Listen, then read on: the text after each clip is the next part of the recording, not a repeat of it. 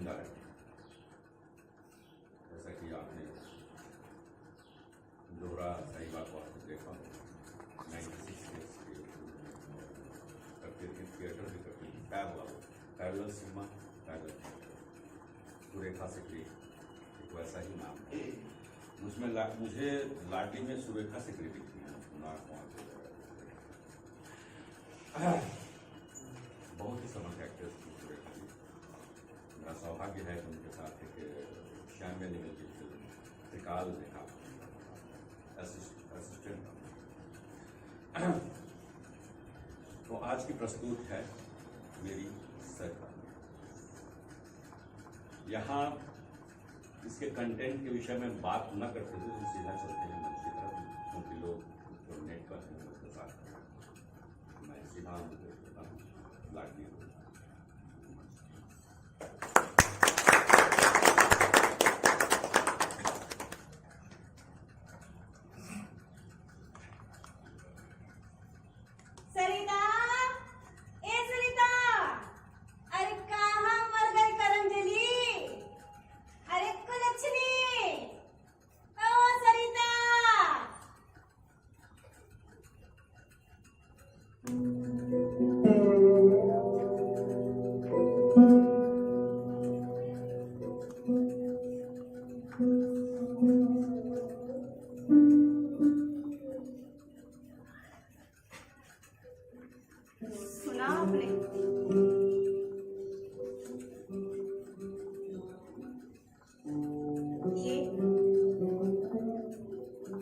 ये मेरी माँ की आवाज थी।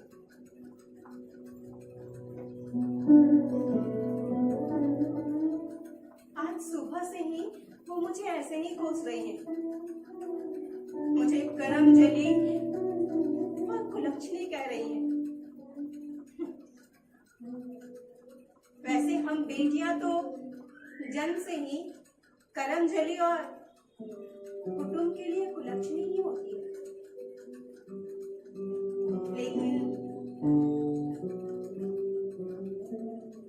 लेकिन यहाँ बात थोड़ी अलग है।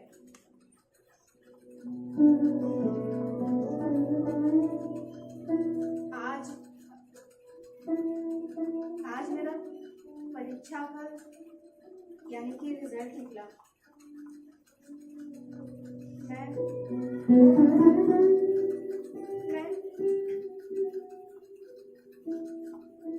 मैं दोबारा फेल हो गई।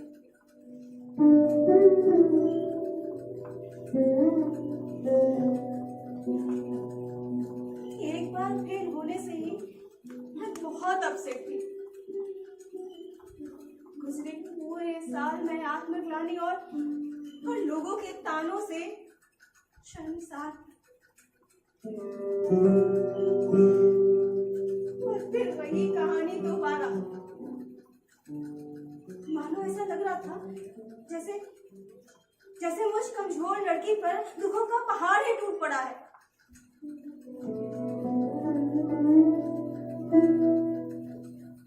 इस बार तो मैं रो भी नहीं पा रही। परीक्षा से पहले मेरी इन आंखों ने हजारों सपने सजाए और उन सपनों को पूरा करने के लिए तरह तरह की कोशिशें और जद्दोजहद भी की थी,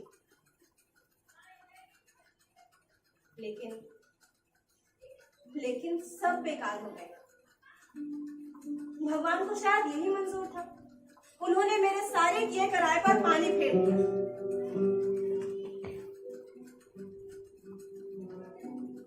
मन में इतनी उम्मीद से उगे ये फसलें यूं ही झुलस गई।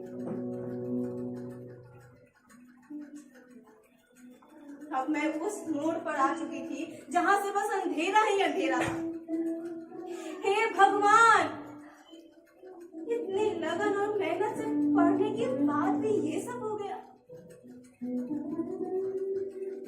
दिन में घंटों किताबों से चिपके रहना, रात में देर रात तक पढ़ना, कुछ घंटे सोना। आप भी बताइए। हाँ, मैं आपसे ही पूछ रही हूँ, होने पर नंबर लाने के लिए कम था। अब आपको क्या बताऊं, मेरी किसी भी सहेलियों को इस बात पर यकीन ही नहीं हो रहा था कि मैं फेल हो गई हूँ। रोने और डूब मरने की सिवाय मुझे कुछ सूझ नहीं रहा था। मैं कहाँ जाऊँ, क्या करूँ, मुझे कुछ समझ में नहीं आ रहा था।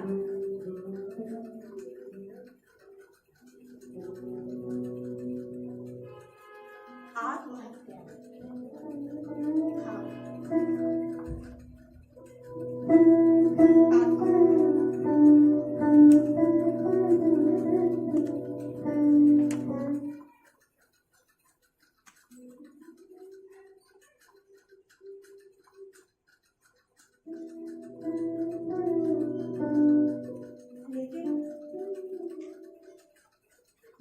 लेकिन अगर मैं आत्महत्या कर भी लेती हूँ तो इससे किसी को क्या फर्क पड़ जाएगा? इससे मेरा रिजल्ट तो नहीं बदल जाता ना। उल्टे मरने के बाद मेरी आत्मा भटकती, मुझे धुतकारती और आस पड़ोस के लोग, यहाँ तक कि नाते रिश्तेदार और आने वाली पीढ़ी भी, वो सब मेरी इस कायरता भरे कदम पर मुझे कोसती और गाली देती कि वो तो भगोड़ी थी, फेल होने पर अपनी जान ही ले ली। फिर भी मैंने एक निर्णय लिया। नहीं, मैं आत्महत्या नहीं करूंगी। मैं दोबारा पढ़ूंगी और अच्छे नंबर से पास होकर दिखाऊंगी। उस दिन मैंने खुद से वादा किया कि चाहे जो भी हो मैं संघर्ष करूंगी, मैं हार नहीं मानूंगी।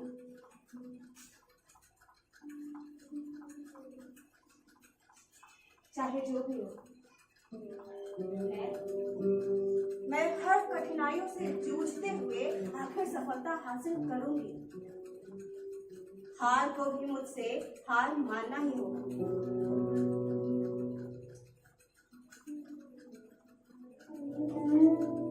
आंसुओं को पोंछ मैं फिर से उन्हीं सपनों में खोने लगी और दोबारा पढ़ने की सोचने लगी।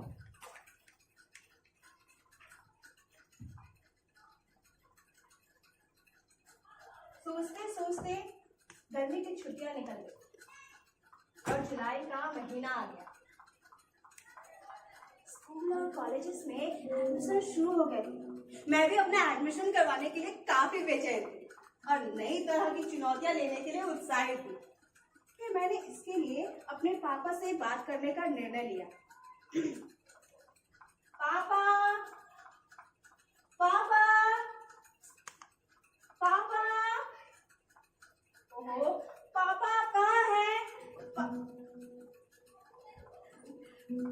पापा, आप यहाँ हैं और मैं आपको पूरे घर में ढूंढ आई।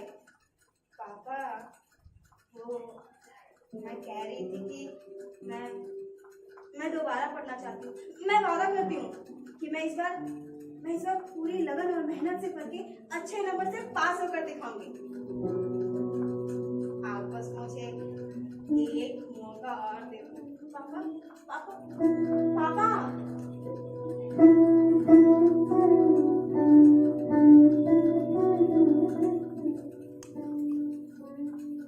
देखा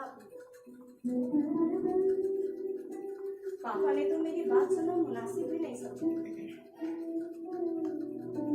जाहिर है एडमिशन ना कराने से साफ इनकार ही था।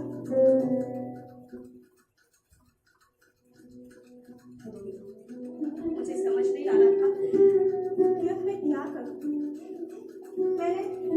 मैंने कई बार अपनी मम्मी से भी कहा, लेकिन वो हर बार सुना करती रहती। कभी कभी तो बस घूर कर रह जाती।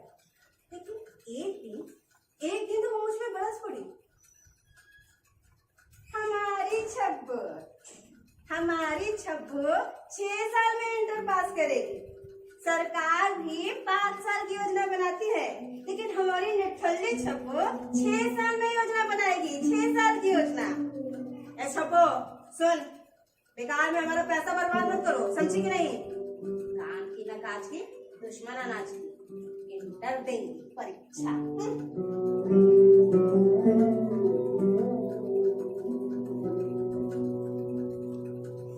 परीक्षा देंगी।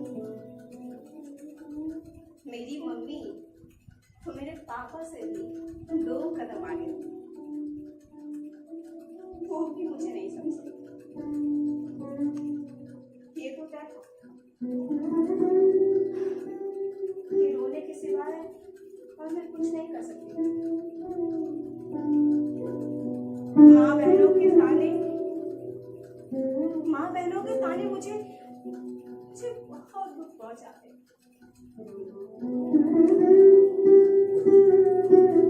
उनकी इस तरह के व्यवहार ने मुझे भी उनके जैसा झगड़ालू और जिद्दी बना दिया था। मैं एकदम चिड़चिड़े स्वभाव की हो गई।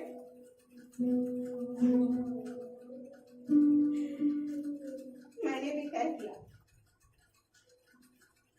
कि अब मैं अपनी पढ़ाई के लिए खुद कुछ करूंगी।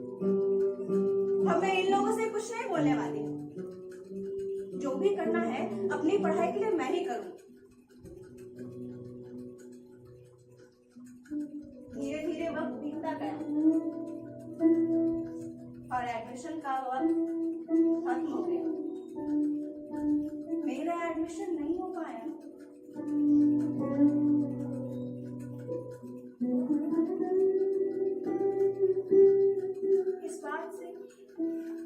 इस बात से मुझे गहरा सदमा पहुंचा। रह रहकर मेरे स्कूल के दिन, मेरी पढ़ाई, मेरी किताबें, ये सारे दृश्य मेरे आंखों के सामने घूमते। यहाँ तक कि सपनों में भी मुझे वही सब दिखाई देता और मैं रोने लगती।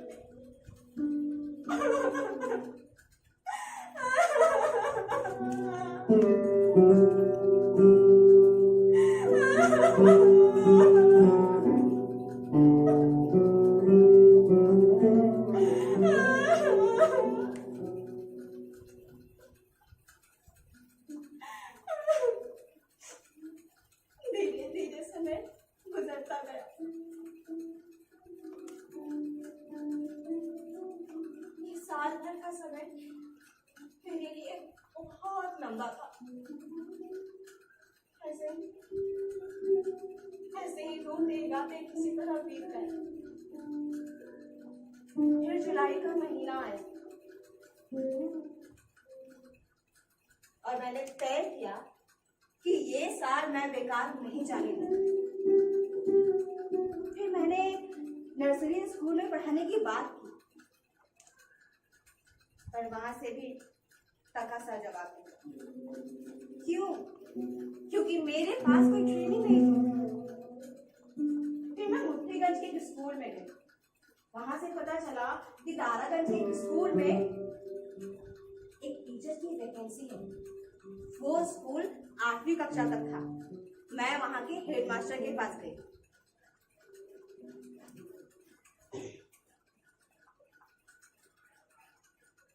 May I come in, sir? जी सर। Thank you sir. जी सर। जी okay sir. Thank you so much sir.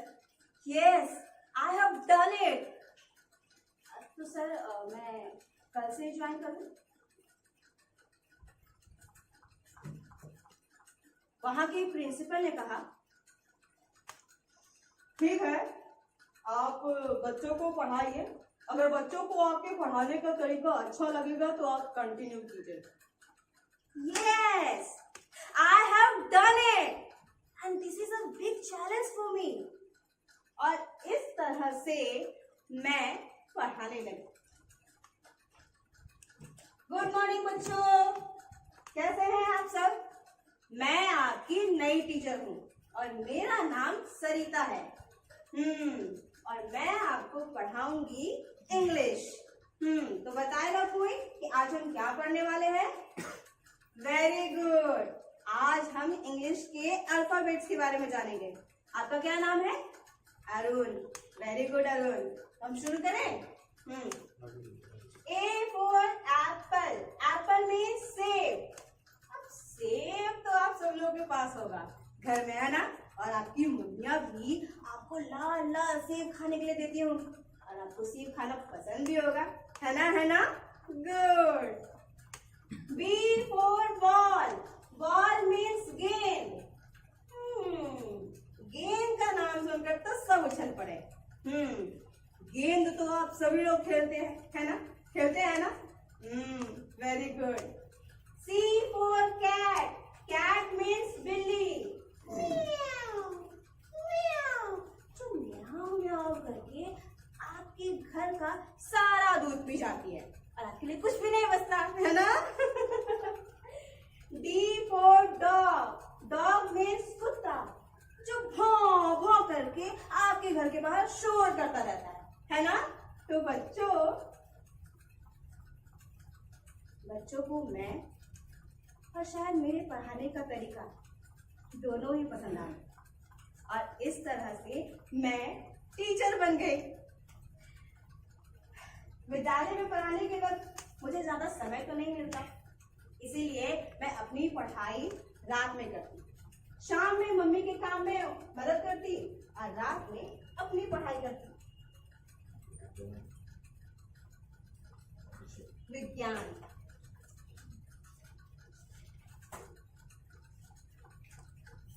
अंग्रेजी,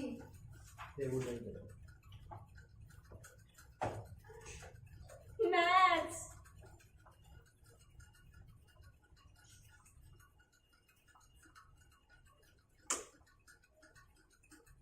पढ़ते पढ़ते मैं अपनी सेहत पर ध्यान नहीं दे पाई। बिना नियम के खाना, बिना नियम के सोना, इन सबसे मैं बीमार पड़ गई। मुझे बुखार आ गया, लेकिन इस बुखार में भी मैंने अपनी पढ़ाई का सिलसिला जारी रखा और इसकी मुझे बहुत बड़ी कीमत भी चुकानी पड़ी। इस हल्के हल्के रहने वाले बुखार ने टाइफाइड का रूप ले लिया। बाप रे, टाइफाइड, इसका तो नाम सुनते ही डर लगता। तो साहब, डॉक्टर्स ने कई गोलियां और कैप्सूल्स लिख दिए और कम से कम 15 दिन कंप्लीट बेड रेस्ट करने को कहा। मम्मी, दीदी सब हैरान परेशान। पड़ोस की दादी जी ये सुनते ही अपना छड़ी टेकते चली आई और कहाँ के नुस्खे बताने लगी।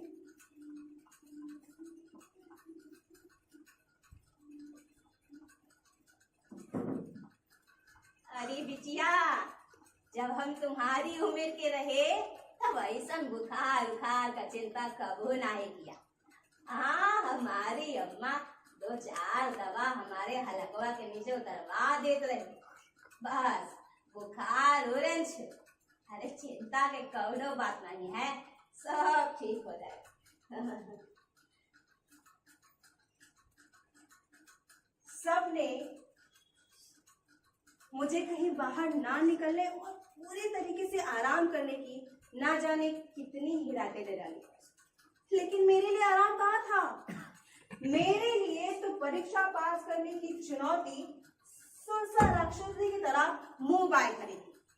उसे कौन समझता है।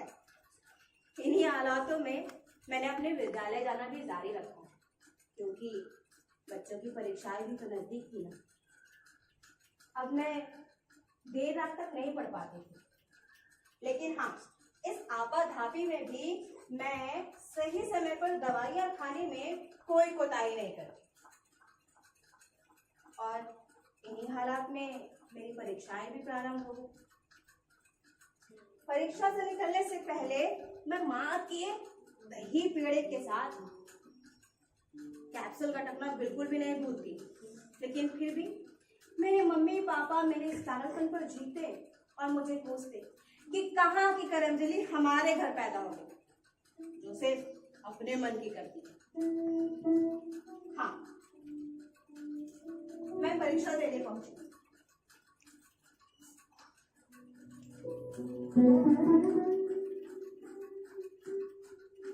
परीक्षा में पहला घंटा बीतते ही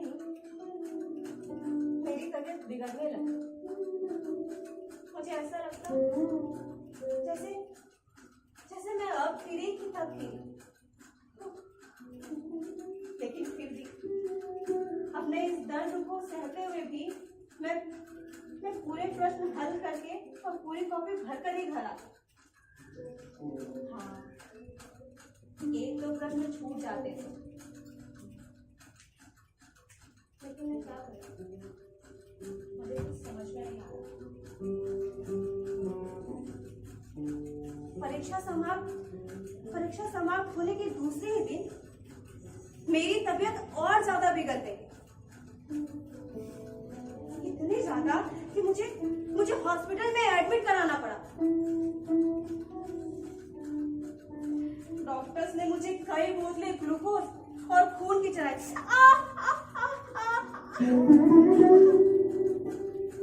मुझे कई तरह की इंजेक्शंस भी लगे।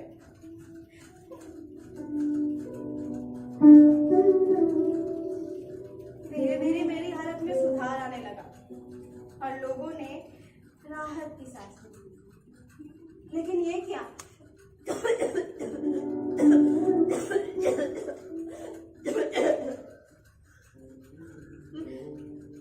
मेरी तबीयत और ज्यादा बिगड़ गई।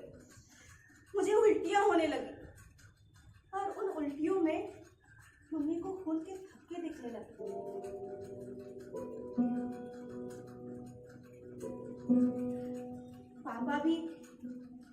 पापा भी जरूरी काम से नासिक गए हुए थे, दीदी के लिए लड़का देखने।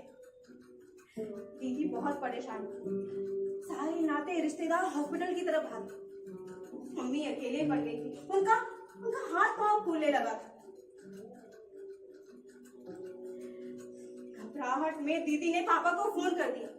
पापा को जो भी सामान मिला उसे लेकर वो सीधे हॉस्पिटल की तरफ दौड़े।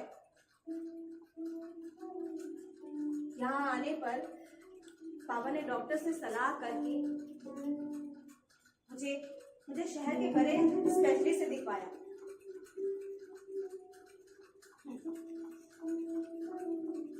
मुझे ठीक होने में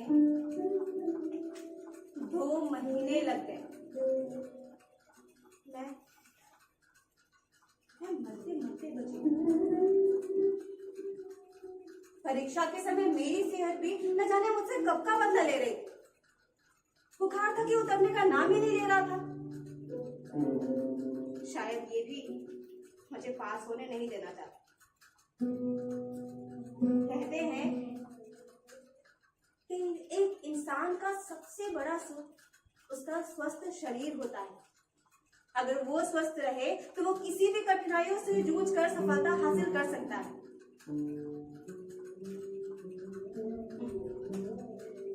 हाँ, तो परीक्षा तो जैसे तैसे मैंने दे दी। फिर जुलाई का तीसरा सप्ताह आया। मेरा परीक्षा फल यानी कि रिजल्ट निकला। अरे मुझे भी तो देखने दो। अरे रुको ना, मुझे भी तो देखने दो। सरिता, ओहो, रुको तो। इसमें भी नहीं। सही, ये क्या? नहीं,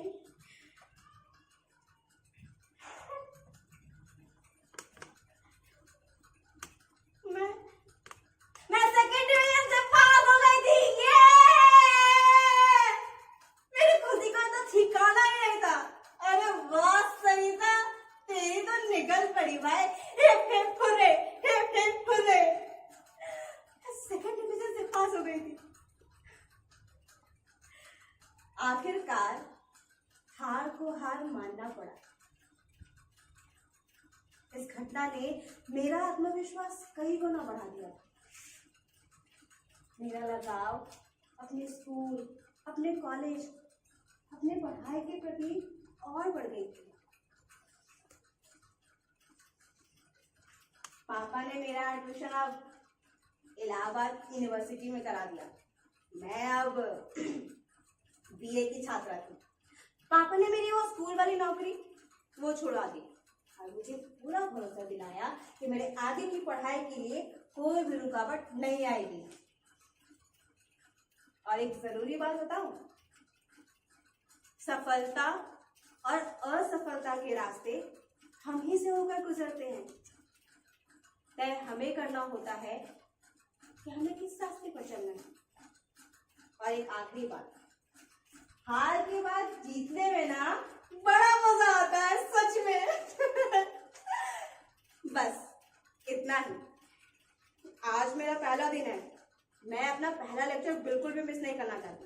आखिरकार भाई अब मैं बीए की छात्र हूँ, तो मैं आपसे बाद में मिलती हूँ, ठीक है? अभी मैं अपने कॉलेज आती हूँ। बाय, मिलते हैं बाद में।